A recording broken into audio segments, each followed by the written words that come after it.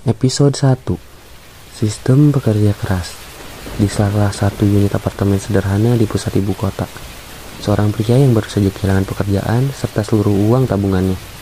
Saat berharap sang kekasih dapat memberinya sedikit kekuatan tambahan untuk melalui hari-harinya beratnya, ia justru dibuat kecewa dengan keputusan kekasihnya.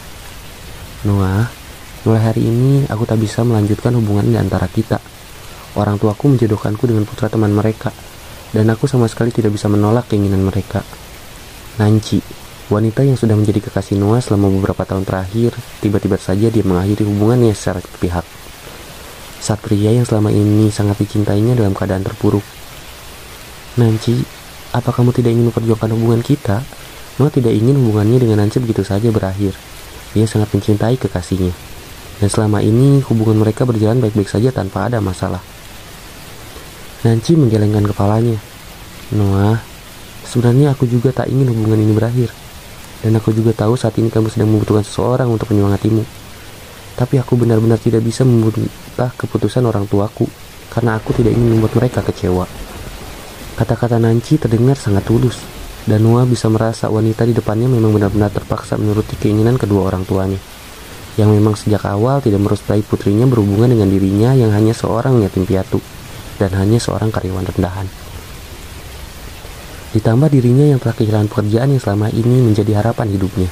Semakin jauh bagi Noah untuk bisa melanjutkan hubungan dengan wanita yang dicintainya.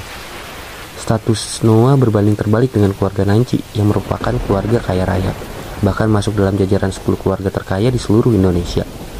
Keluarga yang begitu kaya, sangat wajar mereka tidak menginginkan menantu dari kalangan biasa. Apalagi Nancy adalah pewaris tunggal kekayaan keluarganya. Sebenarnya keluarga Nancy pernah memberi syarat jika Noah ingin mendapatkan restu dari mereka. Keluarga itu ingin Noah memiliki kekayaan setara dengan mereka dalam 4 tahun. Dan jelas, itu sesuatu yang sangat mustahil bisa dilakukan Noah dalam 4 tahun. Bahkan dalam belasan tahun sekalipun, ia belum tentu dapat melakukannya. Dari apa yang terjadi selama mereka menjalin hubungan, memang hubungan mereka terlalu sulit untuk disatukan dalam ikatan pernikahan. Meski mereka saling mencintai, hanya dengan cinta tak akan membuat hubungan mereka mendapat restu dari orang tua Nancy. Apalagi ditambah fakta Noah yang saat ini hanyalah seorang pengangguran. Nancy, apakah semua harus berakhir seperti ini? Noah tak tahu harus berbuat apa untuk mempertahankan hubungannya dengan Nancy. Mendatangi mansion mewah keluarga Nancy untuk memohon pada orang tua kekasihnya. Kalau saja dirinya tidak di blacklist dari tamu mansion, sudah sejak tadi dia pergi ke tempat itu. Jika nekat datang ke tempat itu, bisa dipastikan dirinya akan berakhir babak belur dan mendekam di penjara selama beberapa bulan. Noah, ini yang terbaik untuk kita. Semoga kamu mendapatkan pengganti lebih baik dariku. Nancy menyerahkan sebuah undangan pada Noah, yang telah resmi menjadi mantan kekasihnya. Jika kamu ingin datang, aku pasti merasa senang dengan kedatanganmu. Tapi, kalaupun kamu tidak ingin datang, aku tidak akan memaksa. Undangan itu adalah undangan pertunangan Nancy dan pria pilihan keluarganya. Noah hanya memegang undangan berwarna merah itu di tangannya, dengan tatapan kosong menatap kepergian gadis cantik yang selama beberapa tahun terakhir telah mengisi hari-harinya yang kosong. Apalagi setelah kematian kedua orang tuanya 3 tahun lalu. Kehilangan pekerjaan dan kehilangan uang tabungan, Noah masih yakin dapat melalui semua itu. Namun, kini dia juga harus kehilangan kekasihnya, sosok wanita yang teramat sangat dia cintai. Kenapa semua ini harus terjadi padaku? Apa segitu bencinya dunia ini padaku sampai kebahagiaan terakhirku juga direnggut di sisiku? Tanya Noah pada siapapun yang mendengar suaranya. Akan tetapi, sayangnya tak ada satupun orang yang mendengar pertanyaan dan mampu memberi jawaban yang masuk akal untuknya. Hanya ada kekosongan dalam hidupnya, dan dia justru mendengar bisikan yang menyuruhnya untuk mengakhiri hidupnya. Mungkin aku memang tak lagi diinginkan di dunia ini. Tidak ada alasan untuk bertahan hidup di dunia ini. Menguatkan tekad mengakhiri hidupnya, Noah melangkahkan kaki meninggalkan apartemen miliknya.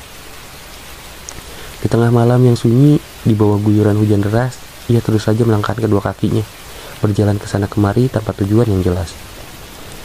Suara petir menggelegar di langit malam, bersama turunnya hujan yang tak menunjukkan tanda akan reda. Bukannya reda, hujan justru semakin deras mengguyur bersama datangnya angin yang cukup kencang. Pergi meninggalkan apartemen miliknya, Noah yang terus berjalan tak tentu arah dan tujuan, dia sampai di lapangan basket tak jauh dari sebuah taman. Di pagi hari, tempatnya saat ini biasanya sangat ramai. Tapi di tengah malam, apalagi ditambah suasana hujan deras, sehingga tak ada orang lain di tempat itu selain Noah. Apa gunanya aku terlahir sebagai orang yang sangat pintar, jika aku tidak bisa bahagia dengan kepintaran milikku? Noah duduk selonjoran di tengah lapangan basket, membiarkan tubuhnya basah terkena air hujan. Seharusnya ia merasa kedinginan, tapi saat ini tak sedikit pun rasa dingin ia rasakan. Apa semua harus berakhir seperti ini? Apa memang hidupku tak ada kelanjutannya selama malam ini? Jika ada hari esok untukku, aku berharap tak lagi menjadi sosok pria tak berguna. Noah menegakkan kepalanya menatap langit malam, membiarkan wajahnya terkena tetesan air hujan. Dilihatnya kilatan petir di langit, lalu dia tersenyum dan berkata, "Sang pencipta menciptakan petir malam ini sepertinya untuk mengakhiri hidupku." Noah mengangkat handphone di tangannya, berharap petir menyambar tubuhnya. Tapi sepertinya dia benar-benar tak beruntung, karena handphonenya telah mati sejak beberapa saat yang lalu. Rasa tak lagi memiliki sisa keberuntungan, bukannya sedih. Noah justru tertawa terbahak-bahak. Namun kejadian buruk menimpa dirinya di tengah tawar kerasnya. Kilatan petir berwarna kuning kemasan menyambar tubuhnya, membuatnya terpental dan kehilangan kesadaran. Fenomena petir berwarna kuning kemasan setempat dilihat oleh beberapa orang yang masih terjaga di tengah malam, termasuk Nancy yang sedang dalam perjalanan pulang setelah menemui Noah. Tentu dari banyak orang yang melihat fenomena petir berwarna kuning kemasan, mereka menganggap semua itu hanyalah fenomena alam biasa dan tak terlalu memikirkan apa sebenarnya yang terjadi. Mereka tidak tahu jika fenomena petir yang baru saja terjadi setelah merubah takdir seseorang. Dia yang sebelumnya memiliki takdir buruk, kini memiliki takdir terbaik yang pernah ada. Ketika hujan mulai reda, masih di suasana malam, di pinggir lapangan basket, Noah yang baru saja membuka mata, dia mendengar suara aneh di kepalanya. Ding! Jiwa Tuhan telah menyatu dengan sistem pekerja keras. Suara siapa? Sistem apa? Noah merasa bingung dengan apa yang didengarnya, dan tak kenapa dia merasa suara itu berasal dari kepalanya. Apa ada yang salah dengan kepalaku?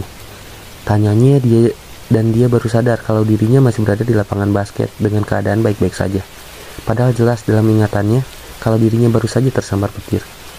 Bingung apa yang terjadi dengan dirinya, Noah bangkit berdiri dan memastikan kalau tubuhnya dalam keadaan baik-baik saja.